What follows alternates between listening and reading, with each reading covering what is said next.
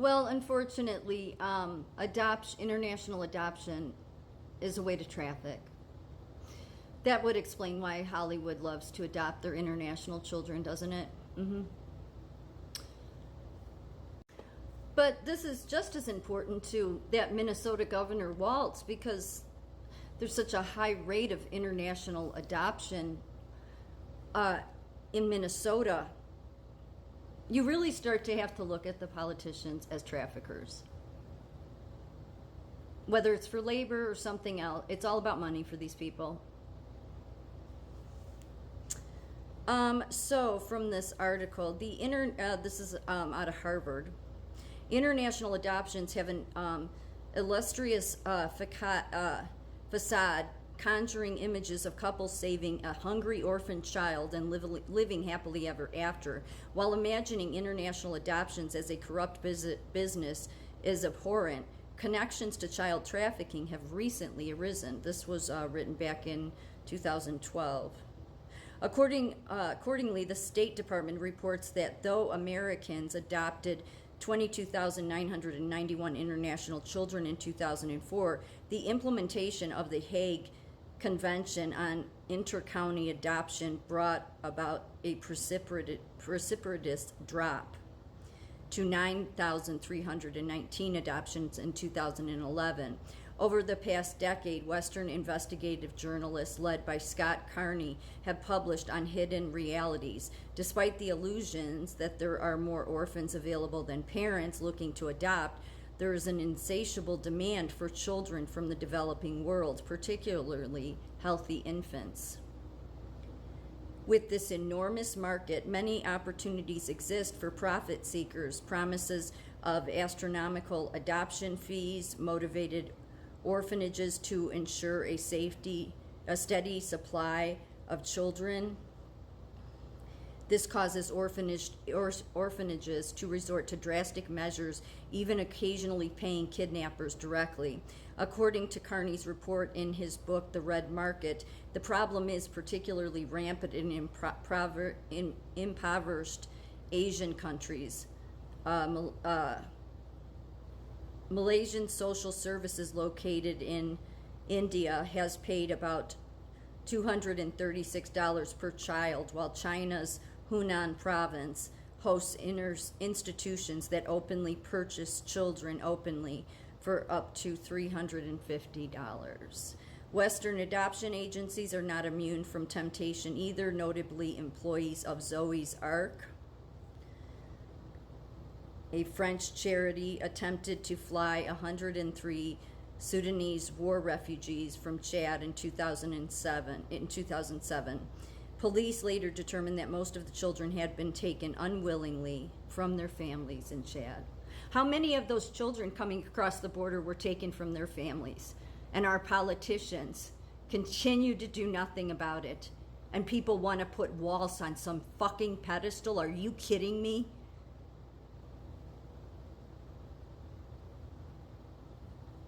Democrats are sick.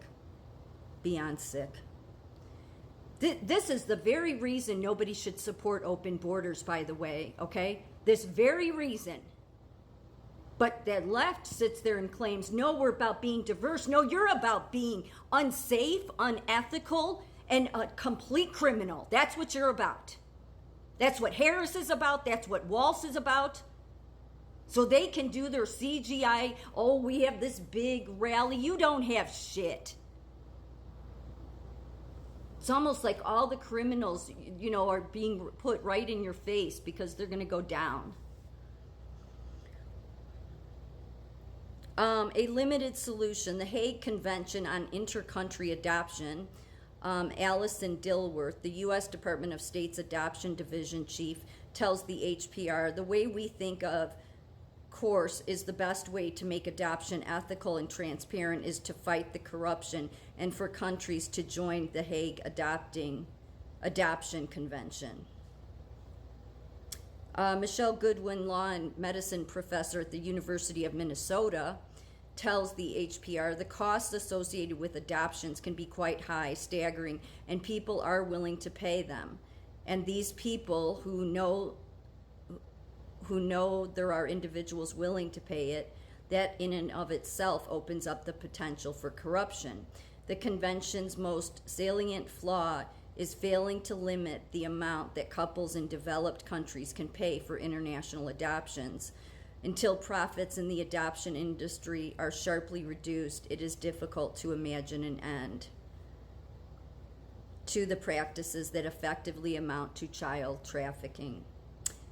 Because of both faculty, bookkeeping, and deliberate manipulation, there is no reliable source on how much adoption corruption takes place. Therefore, it is impossible to concretely determine whether actions reduce corruption, as the only available statistic is the number of children adopted abroad.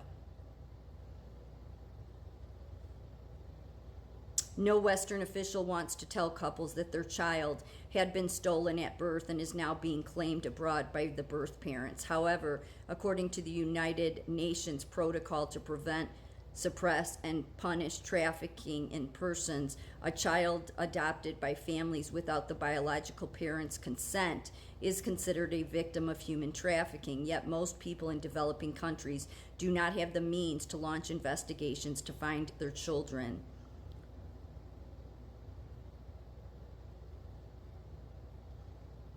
This goes on to talk about a Cumberland Law School professor adopted 2 girls from India, but after they arrived, he discovered that the girls had been stolen from their mother.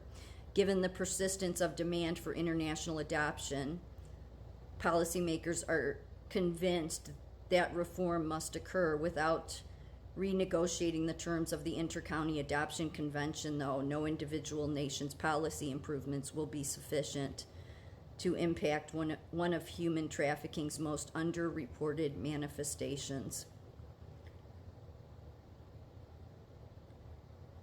For sure, one of the ways in which we can resolve this, if the United States, through either monetary pressure or political pressure, makes it clear to other governments that we don't support these practices. The problem is the United States does. That's the reason they want our border open. Just think of the amount, with all of the people that have come across the border, how many of those children were stolen from people that had parents. Biden eliminated the DNA testing at the border. That's what a scumbag he is. That's what a dirtbag Kamala Harris is, and what a dirtbag Walz is. No wonder they have so much international adoption in Minnesota. These bastards are involved in trafficking children. And I read from this in my last video, but Minnesota has one of the highest international adoption rates per capita in the country, highlighted by the 15,000 Korean adoptees who have landed in Minnesota since the Korean War. The state's refugee resettlement programs office and organizations such as the IIM help immigrants and refugees navigate everything from housing to health care to Minnesota nice. Anybody that supports open borders, you're a total lunatic. I'm just tired of being trying to be kind about it. That's what you are. The last part of this says, only with a reinvented international framework, genuine policy innovation, and cooperation from adoption agencies in the developing world can concerned leaders expect to surmount the global problem of child trafficking. 2014, Russia's ban on adoptions by Americans holds firm. No wonder they don't want to adopt out to Americans, because our damn politicians have been trafficking children. It's not hard to put together here. And it's why every one of those sons of bitches on the left and the right, the ones that on the right that do support it, support open borders. And why hasn't the right done something about it? Why hasn't somebody done something about it instead of allowing all these poor children that have been trafficked? Tim Walz belongs in jail.